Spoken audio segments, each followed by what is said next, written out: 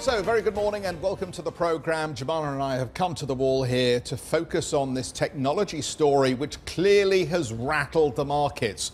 US officials will meet later this month to investigate claims that social media companies are, quote, stifling free speech and hurting competition. The meeting, convened by Attorney General Jeff Sessions, comes after President Donald Trump called on social media platforms like Facebook and Twitter.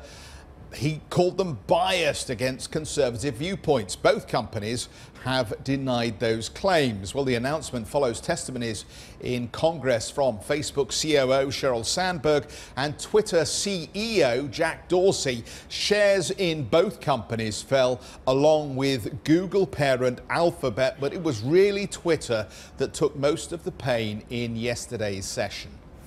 And skeptical lawmakers pressed Sandberg and Dorsey on whether Iranian or Russian agents had successfully manipulated information on Facebook and Twitter.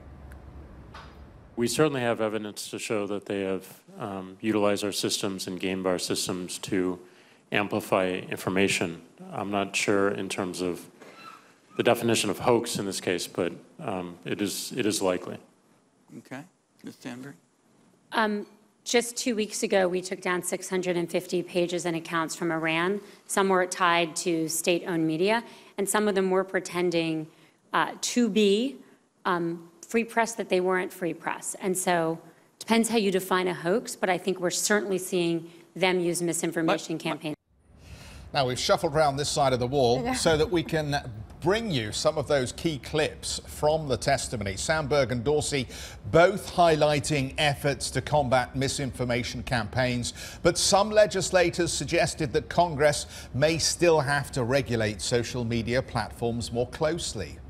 We don't think it's a question of whether regulation. We think it's a question of the right regulation that supports users, is transparent, and doesn't squash innovation. And we're happy to work with you on the proposal. Now, Jeff, Dorsey also weighed in on Twitter's moves to prevent foreign agents using the platform to influence U.S. politics. Our interests are aligned with the American people and this committee. If we don't find scalable solutions to the problems we're now seeing, we lose our business and we continue to threaten the original privilege and liberty we were given to create Twitter in the first place. So we've shuffled back to the desk to pick up the conversation here about what's going on. Look, in the old days, they used to put you in stocks and throw tomatoes at you. Or they used to wheel the public out for hangings. Public shaming. Public shaming. Public shaming. Now, this is what's going on here, isn't it? I understand the need to get answers on these questions about how technology is shifting the way we do our politics. But is this the right way to go about it? And is the market reaction we saw yesterday the right kind of market reaction here? Because if any of these companies have done anything illegal, just put them in a court of law and try them. Do we actually have to have them wheeled out in front of legislators who seem to spend more time with their questions than they do listening to the answers?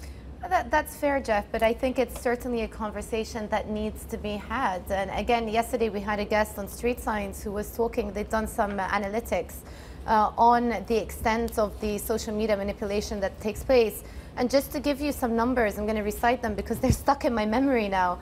But just from 2017 to the year to date, 2018, the number of instances of political parties and government interference in social media platforms has almost doubled, from 28 to about 48 significant incidents of governments and political parties having some form of interference on social media platforms. Second, the amount of money that has been spent on social media platforms since 2010 is more than $500 million, more than up to 600, 700 million. We're almost talking about $1 billion worth of spending just on running these campaigns. So there definitely is an issue. So we can't pretend that there isn't an issue.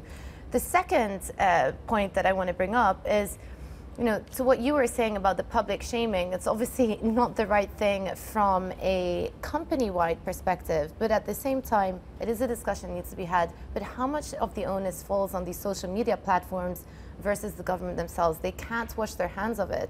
You can't have Facebook and Twitter be the policeman for the entire world. They have billions of users on these platforms, and they could, you know, it's like whack-a-mole. They could, you know, fix one issue, and then the next day another thing will come up. Who's to say that they have the right tools and the right analytics to keep up with the technology that these perpetrators are using? It has to be a joint coordination between governments and social media platforms, in my view. Hey everybody, it's Hadley Gamble from our new CNBC Middle East Bureau in Abu Dhabi. Thanks for stopping by. Now to watch more, you can try one of the videos that just popped up on your screen. And don't forget to subscribe.